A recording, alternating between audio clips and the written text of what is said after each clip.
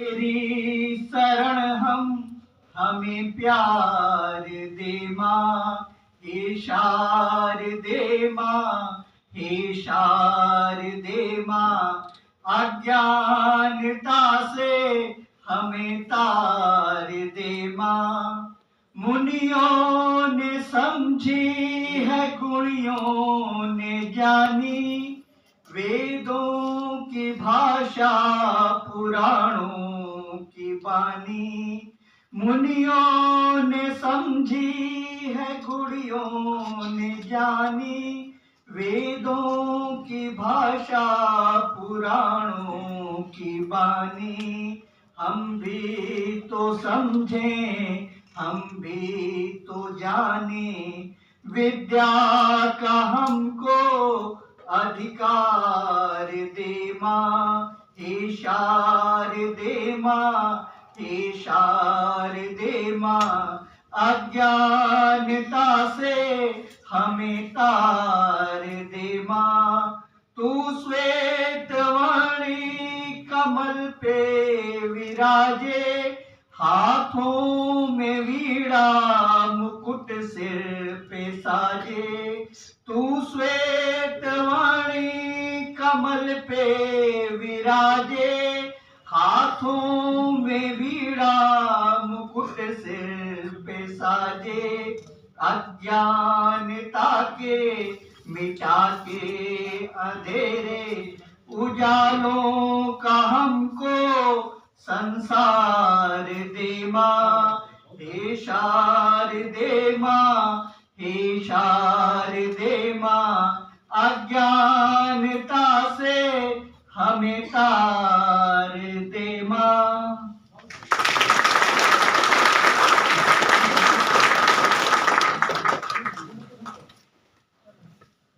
पहले तो कार्यक्रम की शुरुआत में मैं आदरणीय प्रधानाचार्य महोदय और नगर राजभाषा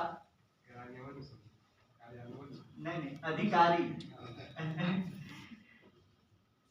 यूनियन बैंक के अध्यक्ष महोदय का मैं हार्दिक स्वागत करता हूं कि आप लोगों ने हम लोगों को यह अवसर दिया, यह मंच दिया, और यह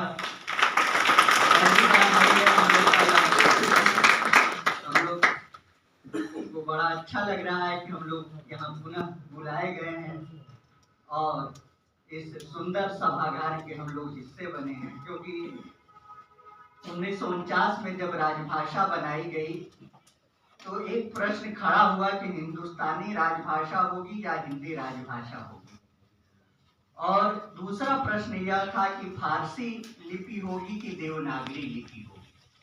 तो यह तय हुआ कि हिंदी राजभाषा होगी और देवनागरी हमारी लिपि होगी।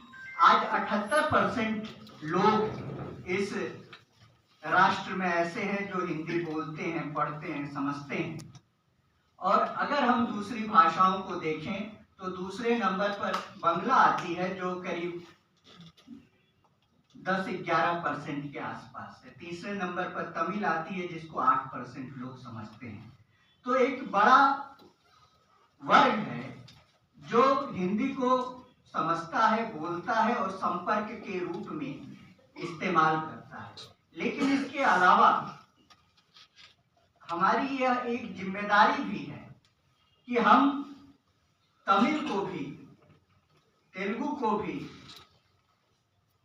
बंगला को भी अपनी भाषा समझें, उसको सीखने की कोशिश करें। क्योंकि हम केवल यह दूसरों पर नहीं लाद सकते कि आप हमारी हिंदी समझिए, आप हमारी हिंदी सीखिए, बल्कि हमारा भी दायित्व बनता है कि हम भी उनकी भाषाओं को समझें। और एक जो हमारे पास जो सबसे बड़ी थाती है वह है संस्कृत।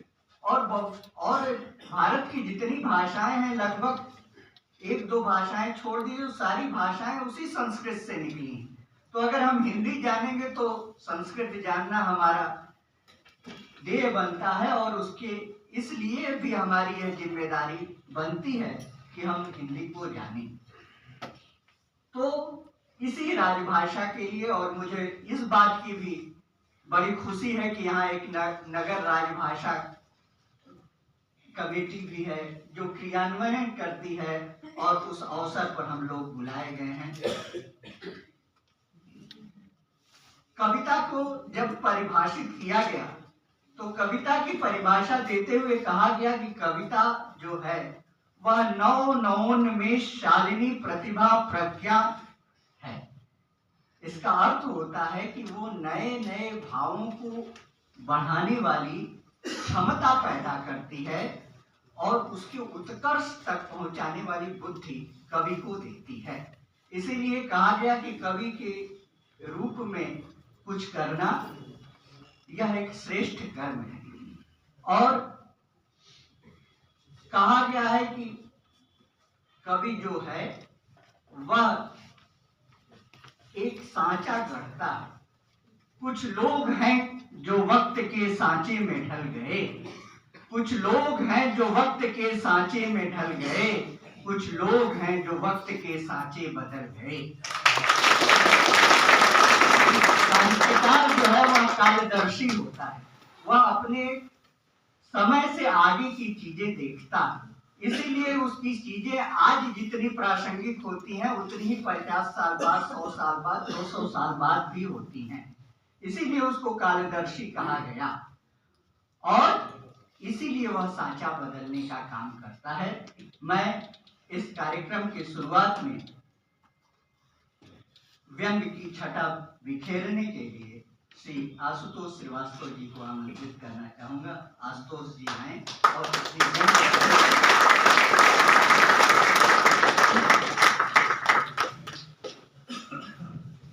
धन्यवाद संचालक महोदय।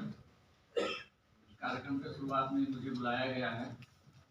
मुझे वैसा ही आभास हो रहा है जैसे कि फल के ठेले पे जो अच्छे अच्छे सेब और केला होता है आगे आगे रखा गया।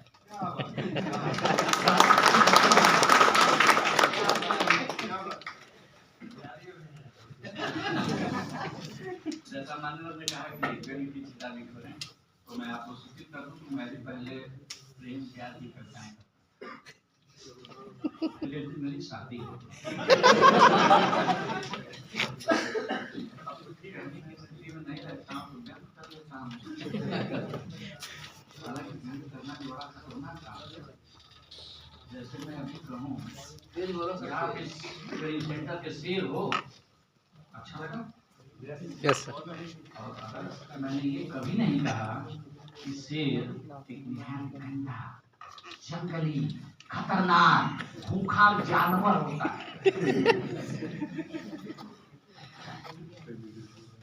अब क्योंकि राजभाषा की चर्चा चल रही है तो मैं बता दूं कि अपना भी धर्म है। हमने भी पिछले दिवस हिंदी दिवस मनाया था। इस बार हमने भी हिंदी दिवस मनाया और एक बड़ा ही अच्छा आयोजन रचाया। लोगों पर थोड़ा प्रभाव अच्छा बने इसलिए आमंत्रण पत्र अंग्रेजी में छपवाया।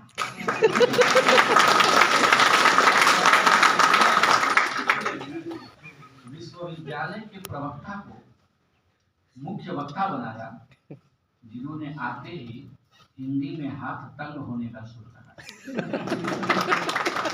और इस तरह अपनी विद्वता का आभास कर दिया।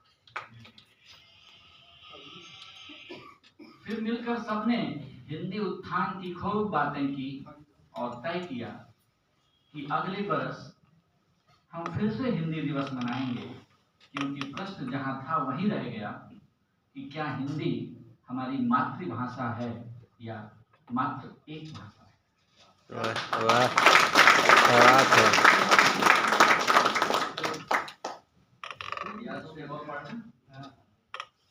आप सभी यहाँ ट्रेनिंग हैं, आपकी ट्रेनिंग पूरी होगी, आपको यहाँ सर्टिफिकेट मिलेगा, प्रमाण पत्र मिलेगा, उसे आप ले आके अपने जीवन में सजाएंगे। ये प्रमाण पत्र हमारा पूरा जीवन जो है प्रमाण पत्रों में बटा हुआ है। हम पूरे जीवन प्रमाण पत्र बटोर रहे हैं। एक व्यक्ति के शुरू से अंत तक पूरे जीवन में वो कितने प्रमाण पत्र बटोरता है, किस तरह से, मैं उसको एक क्रमबद्ध करता हूँ कि पैदा हुआ वो जब तो बनवाया जन्म प्रमाण पत्र, पैदा हुआ जब तो बनवाया जन्म प्रमाण पत्र, और कुछ बड़ा हुआ तो किस जाति के हो आपके यहाँ फॉर्म भरने में पूछा गया होगा। Yes sir. किस जाति के हो, बनवाना पड़ा जाति प्रमाण पत्र, और साथ ही रहते हो कहाँ, बनवाओ निवास प्रमाण पत्र। कुछ बनना हो अगर तो दिखाना पड़ेगा शैक्षिक प्रमाण पत्र, जो अधूरा है बिना चरित्र प्रमाण पत्र। और कहीं बीवी भी अपनी न हो जाए काला धन, कहीं खुद की बीवी न हो जाए काला धन, सो बनवा लिया अपना वैवाहिक प्रमाण पत्र। वाह वाह वाह।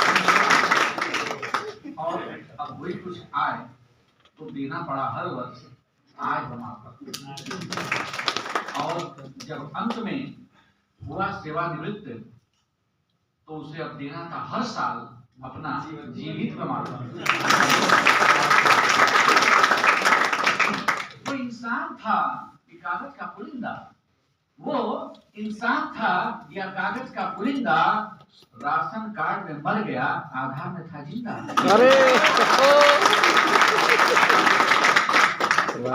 ना घर का, अब ना घर का ना घाट का, वो बन गया खरबंदा। खरबंदा कहते हैं रात में अकेले घूमने वाले चांद से। तो अब वो न घर का न घाट का, वो बन गया खरबंदा। और अंत में जब मर गया तो बच्चों ने जल्दी से बनवाया उसका मृत्यु प्रमाण पत्र, क्योंकि उन्हें भी बनवाना था अब अपना उत्तराधिकार प्रमाण पत्र। प्रमाण पत्र क्या बात है सर।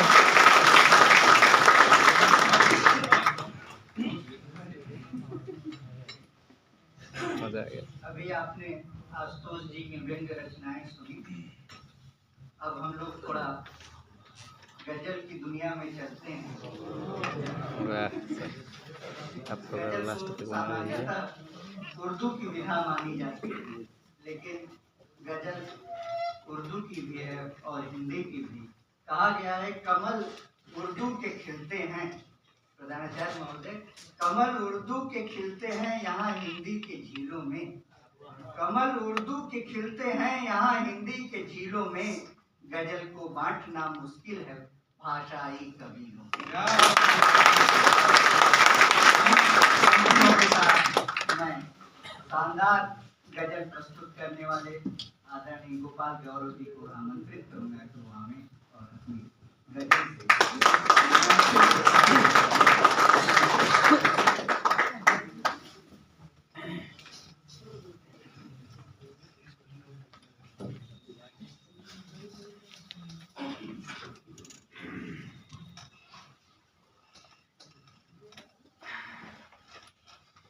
सबसे पहले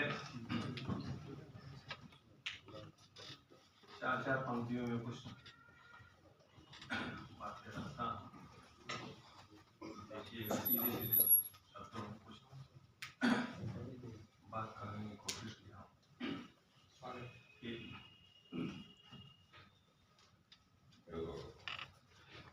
अपने संस्कार के अनुसार। देखिएगा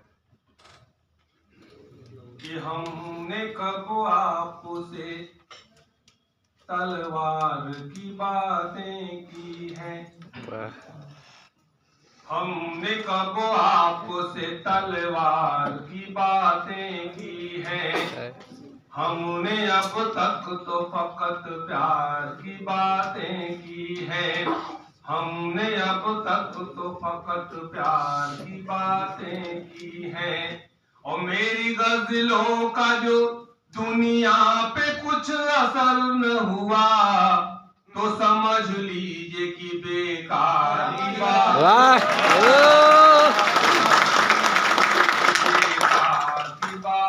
और चार पंक्ति में और देखिएगा, बहुत मार काट है, बहुत युद्ध है, मैं इसके पक्ष में नहीं हूँ, मैं इस बात शुरू करता हूँ कि प्यार से सुन ले मेरे यार कहे देता हूँ, प्यार से सुन ले मेरे यार कहे देता हूँ, आ गले लग जा मेरे यार कहे देता हूँ, गले लग जा मेरे यार कहे देता हूँ। और बहुत हुआ है यहाँ खून खराबा गौरव, हाथ से फेंक दे तलवार कहे देता हूँ। हाथ से फेंक दे तलवार कहे देता हूँ। और कहने का मन कर रहा है कि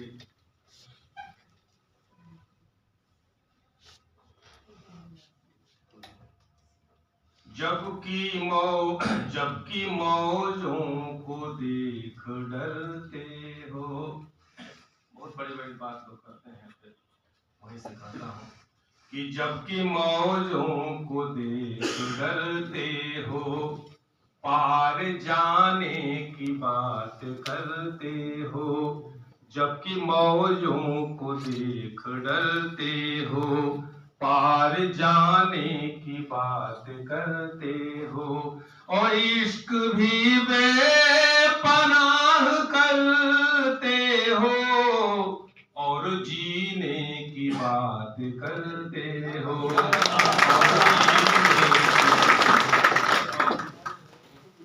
गजल से पहले 4 पंक्ति और देख लें। मोहब्बत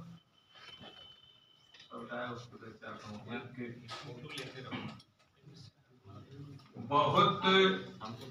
बहुत मुश्किलों से गुजरना पड़ेगा,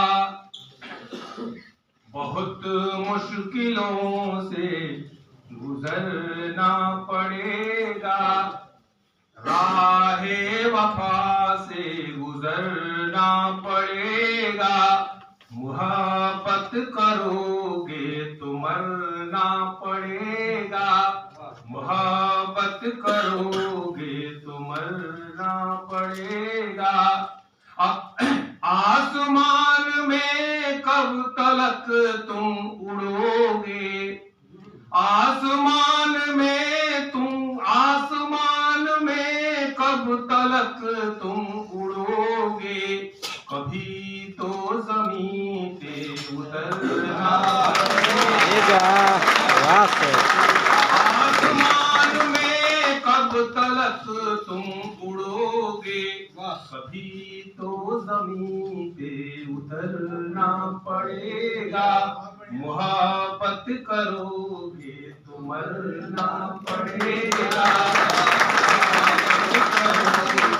तो मरना पड़ेगा। और बदल लेते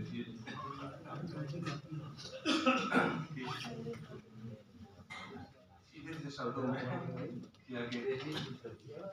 हंस गए मझधार आखिर किस लिए, फंस गए मझधार आखिर किस लिए। हाथ में पतवार आखिर किस लिए, हाथ में पतवार आखिर किस लिए। और शेर देखिएगा।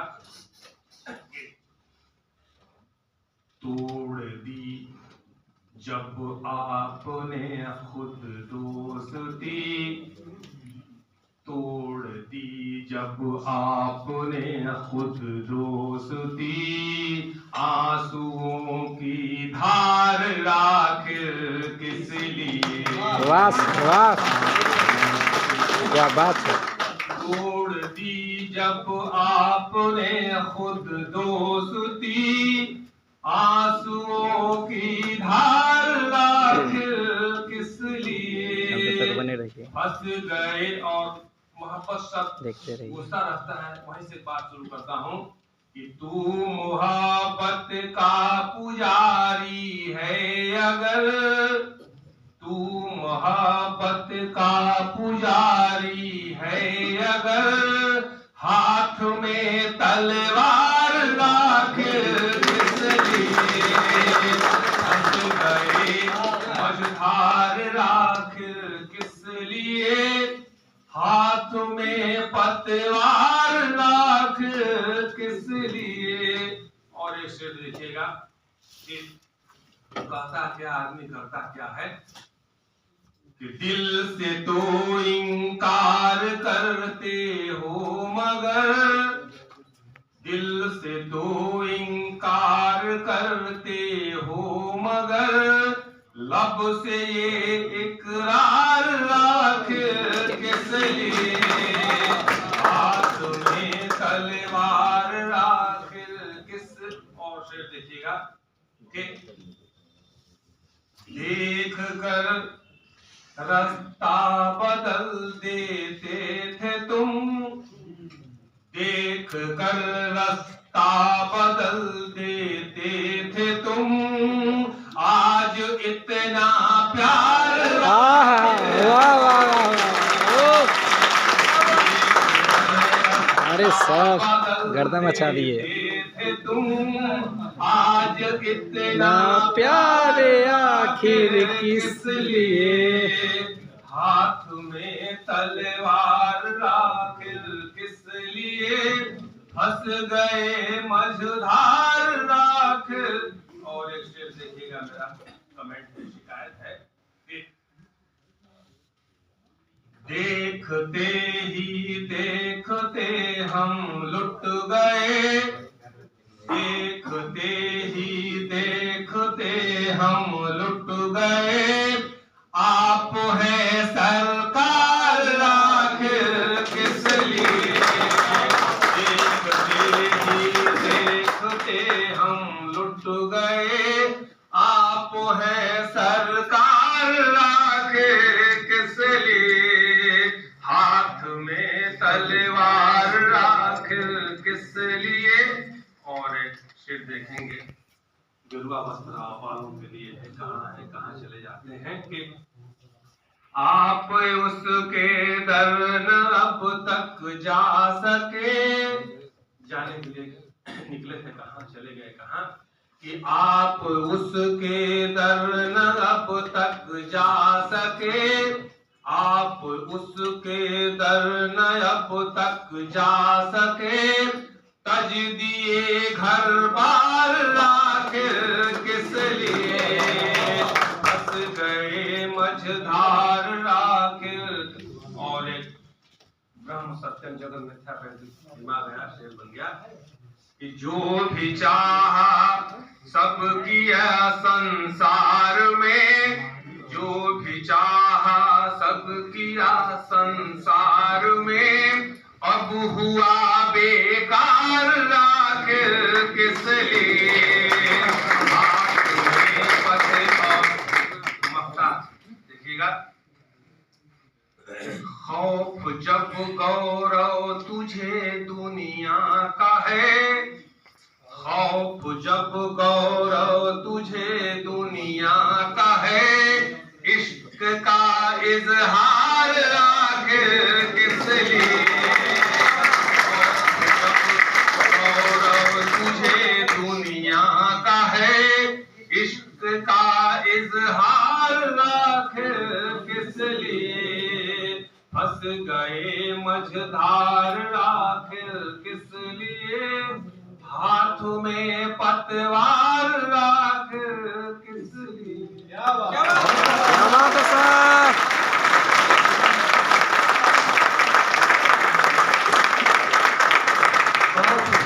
दुनिया का है तुझको गौरव तो इश्क का इजहार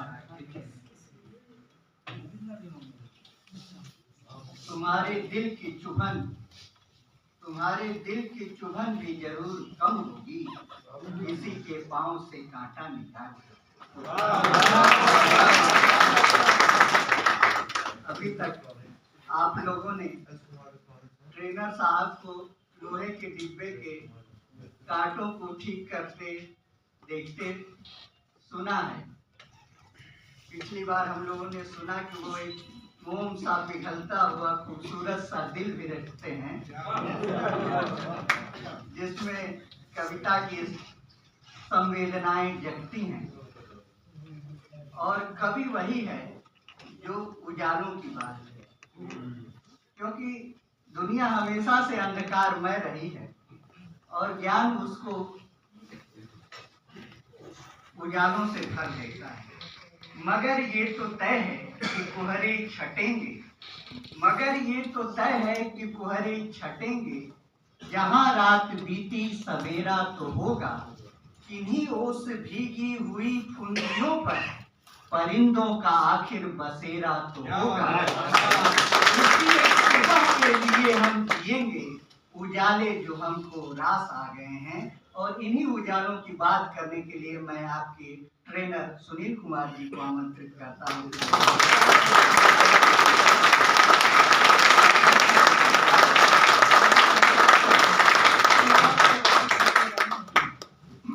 आदरणीय प्रधानाचार्य जी, हमारे इंडियन बैंक के रीजनल मैनेजर साहब मंचा सिंह, हमारे बड़े भाई अमरनाथ तिवारी जी, आदरणीय संतोष तिवारी जी, हमारे मित्र आशुतोष श्रीवास्तव जी, और अभी जैसे गोपाल गौरव जी ने कहा, यह प्रत्याशित क्षण था हमारे लिए। हम तो आराम से बैठे हुए थे, हमको लगा महान विभूतियों के बाद एक क्षणिक अवसर आएगा, एक आध लाइन हमको भी कहने का अवसर मिलेगा, हम आपको सुना देंगे।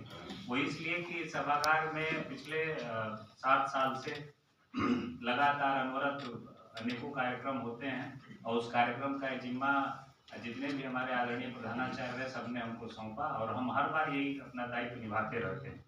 लेकिन तिवारी जी ने जैसे कहा कि नहीं ट्रेनर, तो हमको लगा कि शायद ये वापो की स्थिति होगी, तो मैं बहुत ज़्यादा समय न लूँगा। अतुल जी, आप परेशान न हो। और व्यंग हमारे एक सीनियर कवि थे, कवि कहते हमारे सीनियर मित्र थे, आजकल अधिकारी हो गए, तो वो बराबर कोट किया करते थे हमको कि सुनील जी आप रस ये हाँ उसके श्रृंगार रस के कवि हैं।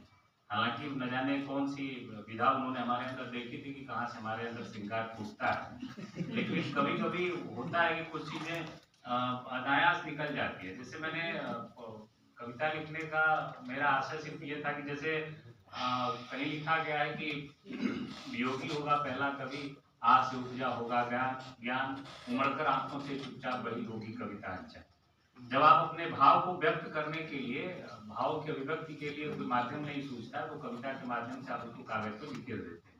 तो ये बड़ा अगर देखा जाए बहुत सरल माध्यम नहीं है। और जैसा आप सभी लोगों को देखते हैं, गोपाल गौरव जी का सुना रहे थे, मैं सुन रहा था, तो वो बड़ी ये विचित्र स्थिति होती है जब हम किसी चीज को व्यक्त करते हैं और सामने वाला अगर उस अभिव्यक्ति को और तारीफ करे और ताली बजाए तो उसका दुगना उत्साह बढ़ जाता है। आजकल सुनने वाले कम हो गए। दलाई लामा का एक कोट है कि सुनने की प्रवृत्ति जारी रखनी चाहिए, इससे आप उन चीजों को भी जान जाते हैं जो आप नहीं जानते। तो सुनने की प्रवृत्ति अगर आपके अंदर है, आज की तारीख में बोलने वाले बहुत हैं, सुनने वाले कम। तो हम आपका हार्दिक आभार व्यक्त करते हैं कि आप मन में भूख लेकर फिर भी बैठे हुए हैं, डर के मारे दबा के कि कहीं सब नाराज न हो जाए। तो ताली बजाते रहिएगा।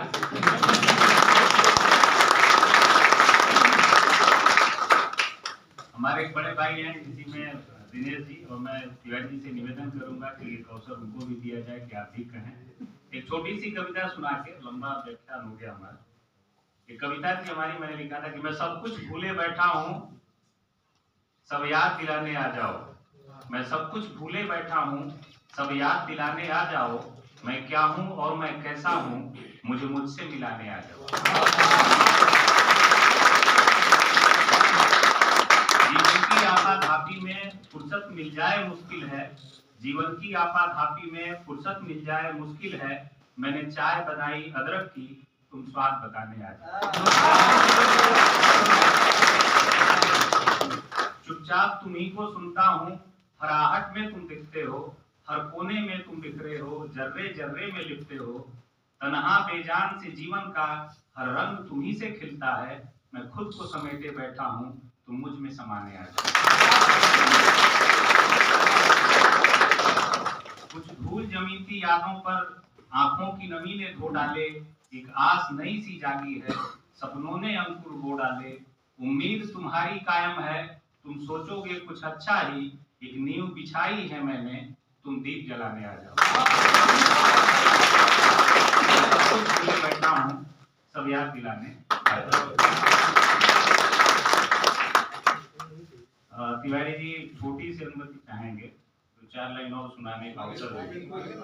आप जैसे विद्वानों के बीच में जो कुछ छोटा बहुत मैं लिखता हूँ, कल अमरनाथ भैया परसों हमसे कह रहे थे कि अगर आप लिखते हैं उसको सीरियस लीजिए, इसको ऐसे मत छोड़ा करिए। अचानक कभी कभी आपके व्यवहारिक जीवन में कुछ ऐसा घटित होता है कि आप उसके लिए कहीं न कहीं अंदर से विद्वेलित हो जाते हैं, आंदोलित हो जाते हैं। थोड़ा सा आपके अंदर कुछ भाव ऐसे होते हैं कि आपको लगता है कि आप उसकी विवेचना मुश्किल है, तो फिर आप आदमी कहीं कह नहीं पाता तो लिख देता है।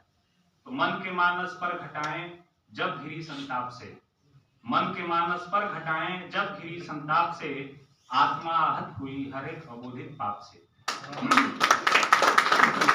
इससे पहले कभी कभी कुछ ऐसा हम देखते हैं तो लगता है कि यार आदमी को ऐसा करना ही नहीं चाहिए, फिर होता है कि आदमी ही है जो ऐसा कर रहा है, और अगर कर रहा है तो फिर आदमी हो कैसे सकता है। तो हर एक आत्मा आहत हुई हर एक अबोधित पाप से, दृश्य परिलक्षित हुए फिर तुच्छ से भी तुच्छतम, अब न हो संवाद शायद कभी अपने आप से, कभी अपने आप से। और फिर आदमी जानते हैं सब कुछ विधाता के भरोसे छोड़ देता है कि जो तुमको करना है तुम करो। अंतःकरण से बस यही उद्गार था सब शून्य है, अंतःकरण से बस यही उद्गार था सब शून्य है, सृष्टि में निर्मूल सब न तो पाप है न तो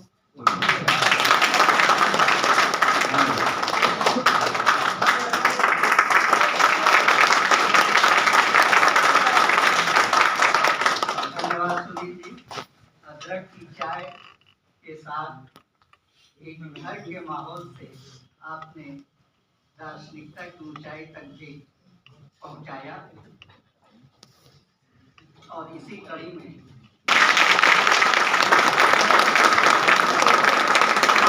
ये हमारे एक्सीडेंट चैप्टर के पढ़ाने वाले सर हैं दिनेश सर। और बहुत बहुत धन्यवाद हमारे सहयोगी सुनील जी का। मैं क्या कहूँ, मेरे मन में तो बोलने के लिए शब्द नहीं है। इतने बड़े मंचासीन लोग, महान विभूतियों के आगे मैं अपने उद्गार क्या व्यक्त करूं। फिर भी कुछ 2-4 पंक्तियां बोलने का प्रयास करता हूं। स्वागत निकाल लूं। अपेक्षा नहीं थी, अब अचानक जब घोषणा हो गई तब थोड़ा सा तलाश जारी है।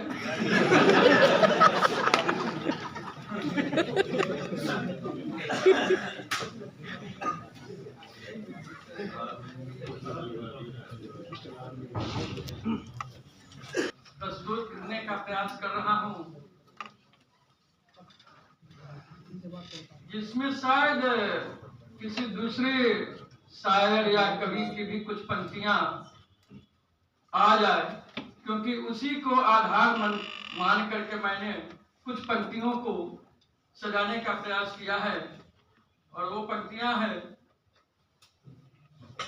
हमें याद वो आज आने लगे हैं, हमें याद वो आज आने लगे हैं, जिन्हें भूलने में जमाने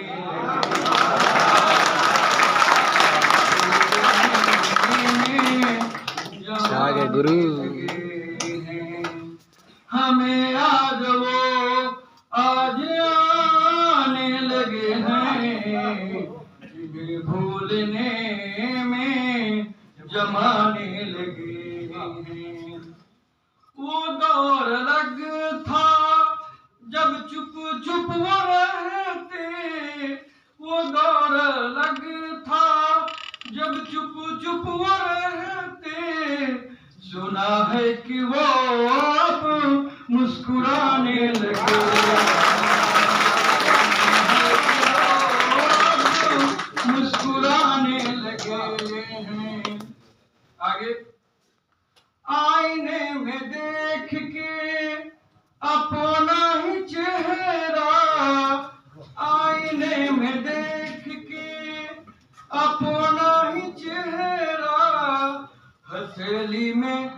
छुपा के शर्माने लगे,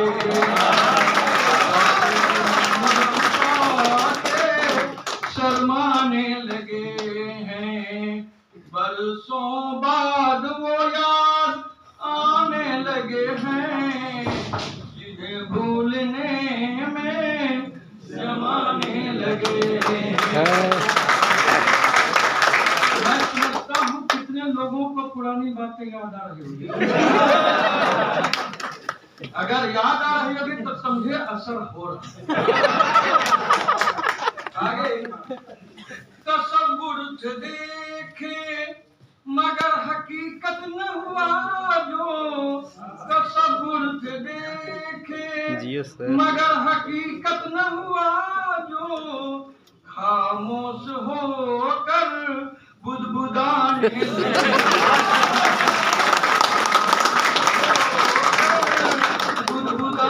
अंत तक देखिए, अंत तक बहुत मजा आएगा। मुबारक है उनको मंजिल मिल गई जो, मुबारक है उनको मंजिल मिल गई जो, जिंदगी का फलसफा अब सुहाने लगे हैं, जिंदगी का फलसफा अब सुहाने लगे हैं।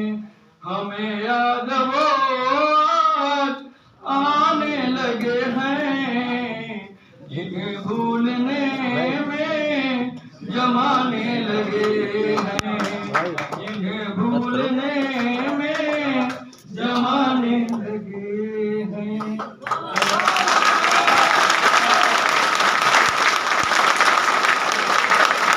दिल्ली के जा रहे थे, दिल्ली की है।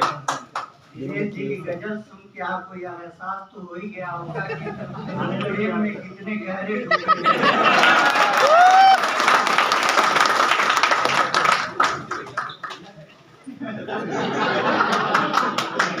मरे पर मरे न बासु, फूल भले मुरझा जाता है लेकिन उसकी सुगंध नहीं खत्म होती। वाह वाह सर। जो कुछ लिखता है वह उसकी देह भले चली जाए लेकिन उसका लिखा हुआ नहीं जाता, जवान रहता है। यश और कीर्ति बनी रहती है। इसको कहते हैं कड़वत। जैसे दोहा होता है, सोठा होता है, वैसे ही इसको कहते हैं कड़वत। और कड़वत जैसी नहीं लिखा है, और उसी में यह लिखा कि फूल मरे पर मरे न बासु, भले ही फूल मुरझा जाए लेकिन वह सुगंध हमेशा बिखेरता रहता है। साहित्य चेतना समाज के रूप। धन्यवाद तिवारी जी। पहले तो इतने अच्छे आयोजन के लिए इस समिति द्वारा राजभाषा कार्यान्वयन समिति है, उसके अध्यक्ष श्रीमान क्षेत्रीय प्रबंधक महोदय और आदरणीय जयप्रकाश सिंह जी के सानिध्य में हम लोग दूसरा कवि सम्मेलन कर रहे हैं और 2-4 मुलाकात हुई। बहुत ऊर्जावान व्यक्ति हैं आप और साहित्यिक सामाजिक अभिरुचि के हैं, तो मुझे लग रहा है कि ये निरंतरता बनी रहेगी आने वाले समय में भी। आनंद में रहते हैं, थके हैं इतनी देर के, लेकिन देख रहे हैं आनंद में है। लेकिन एक पक्षपात हो रहा है कि जो आपके टीचर्स आ रहे हैं, ट्रेनर आ रहे हैं, उन पर अच्छी ताली बज रही है।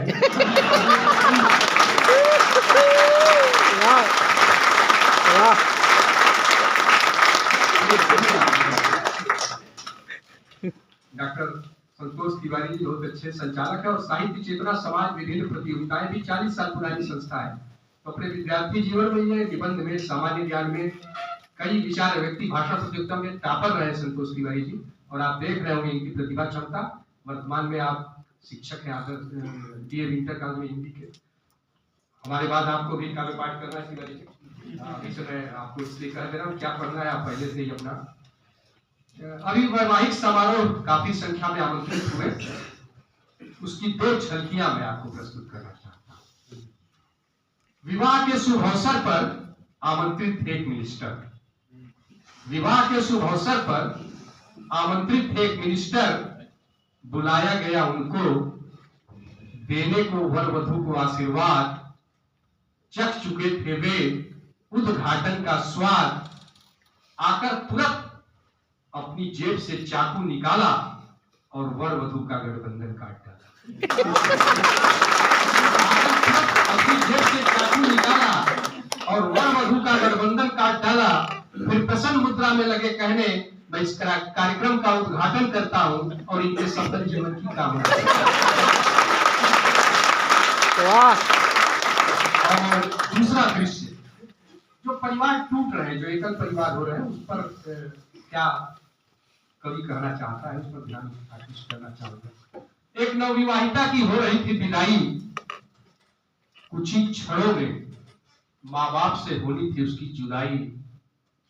बाप के सीने से लगकर लगी वह सिसकने, उसका बाप उसे समझाते हुए लगा कहने, बेटी दुनिया की यही है रीत, यही है रिवाज। कौन बाप अपनी बेटी को रख पाया है अपने पास।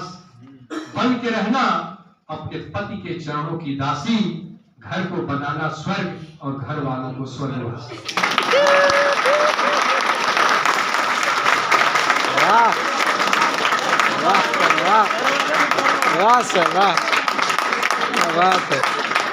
आग भी नहीं सुहाती थी हिंदी, जिन्हें फूटी आग भी नहीं सुहाती थी हिंदी। जो हमारी भाषा का रूप चाहते थे हमसे छीनना, जो हमारी भाषा का रूप चाहते थे हमसे छीनना। वे गोरे बनिए, वे गोरे बनिए, आज उसे दुल्हन की तरह सजा रहे हैं। नए शब्दों की चाशनी में इंग्लिश का मुरब्बा खिला रहे हैं। नए शब्दों की चाशनी में इंग्लिश का मुरब्बा खिला रहे हैं। उन्हें हिंदी से प्यार है क्योंकि आज हिंदी का बाजार है। उन्हें हिंदी से प्यार है क्योंकि आज हिंदी का बाजार है। उसके बाद हिंदी उनके लिए चाइना का माल है। हमको अपनी भाषा को बचाना है, हमको अपनी भाषा को बचाना है, इसे विज्ञान सम्मत बनाना है, तत्समता का मोह छोड़ना है, हर भाषा के शब्दों के लिए वातायन खोलना है, तकनीक से भाषा को जोड़ना है और अंतिम बात अंग्रेजी के वर्चस्व को तोड़ना है। पत्थर पर डूब रहा हूं, बस इतना समझिए कि पत्थर पर डूब उगा रहा हूं। 65 की उम्र में 20 का दिल धड़का रहा हूं।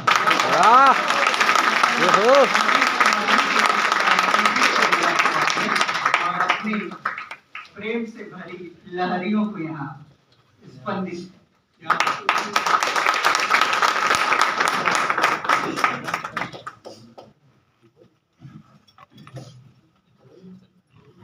अब देखिए, जो जवान है वो तो जवान ही रहेगा।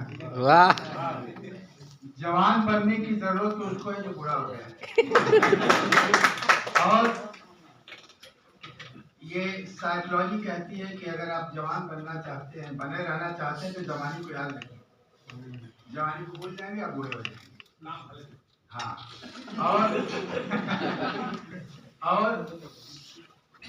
मैं भी डिग्री कॉलेज में लेक्चरर रहा, ग्रेजुएट पोस्ट ग्रेजुएट लड़कों को पढ़ाता है। बड़ी ज्ञान की बातें किया, बड़ी दिमाग की बातें किया, लेकिन अब दिल की बात करता हूँ। अब दिमाग की बात अच्छी नहीं लगती, बहुत दिमाग की बात है। तो पिछली बार जब इस सभागार में मैं आया था, तो श्रृंगार रस में जो वियोग रस होता है, उसकी रचना मैंने सुनाई थी। हालांकि दूसरे का वियोग सुन के लोगों को बहुत मजा आता है। तो मैं सोच रहा हूं कि अब की बार एक संयोग रस की का नज्म मैं सुनाऊंगा आपको, लेकिन उसके पहले 2-4 शेर ऐसे हैं जो मैं आपको सुनाना चाहता हूं। तहत में फिर सुर में सुनाऊंगा। शेर है कि कुछ दिल की कुछ दुनिया के नजारे होते हैं। कुछ दिल की कुछ दुनिया के नजारे होते हैं। शेर सिर्फ अल्फाज नहीं, इशारे होते हैं। शेर सिर्फ अल्फाज नहीं, इशारे होते हैं। और सब कुछ जुबान से कह देना, सब कुछ जुबान से कह देना आसान नहीं होता। सब कुछ जुबान से कह देना आसान नहीं होता। इश्क में नजरों के बड़े सहारे होते हैं,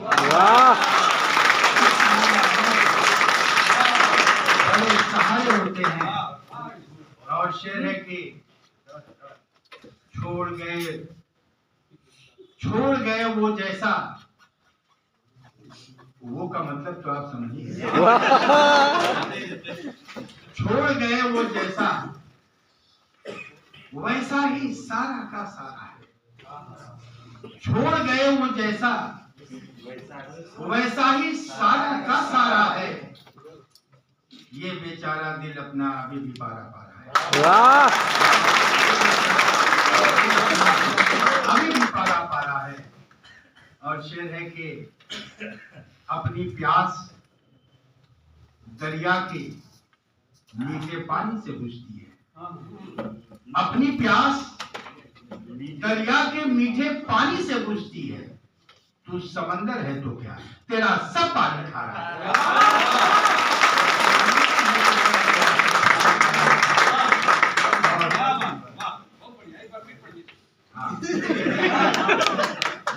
छोड़ गए वो जैसा, वैसा ही सारा का सारा है। ये बेचारा दिल अपना अभी भी पारा पारा है। और अपनी प्यास दरिया के मीठे पानी से बुझती है। अपनी प्यास दरिया के मीठे पानी से बुझती है। तू समंदर है तो क्या, तेरा सब पानी खा रहा है।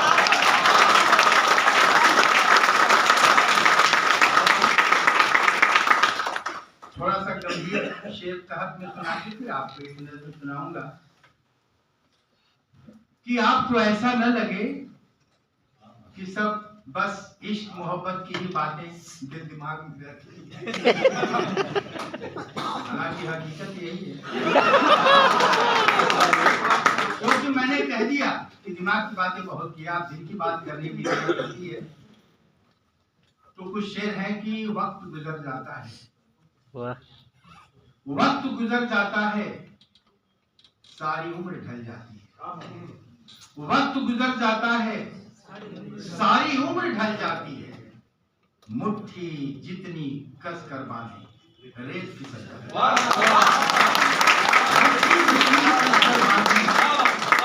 रेत फिसल जाती है।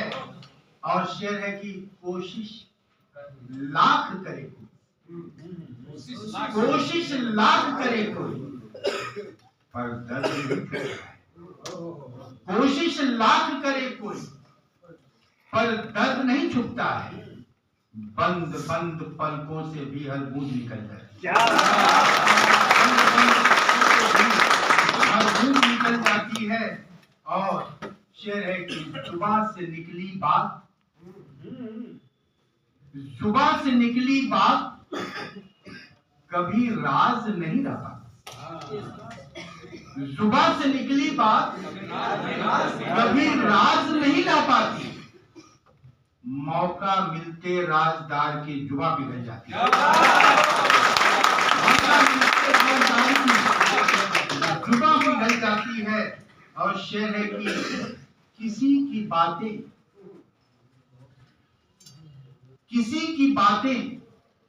किसी जुबान से सुनना ठीक नहीं। किसी की बातें किसी जुबान से सुनना ठीक नहीं। मुंह दर मुंह होकर पहुंचे तो बात बदल जाए।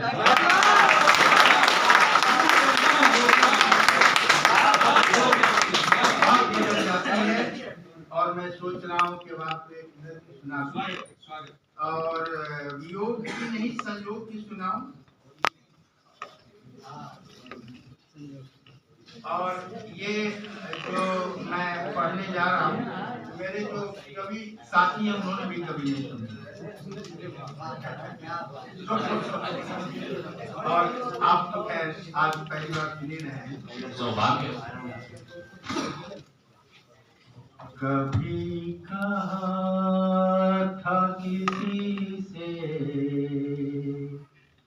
कभी कहा था किसी से मेरा एतबार करो, ओहो कभी कहा था किसी से मेरा एतबार करो, कभी कहा था किसी से मेरा एतबार करो, मैं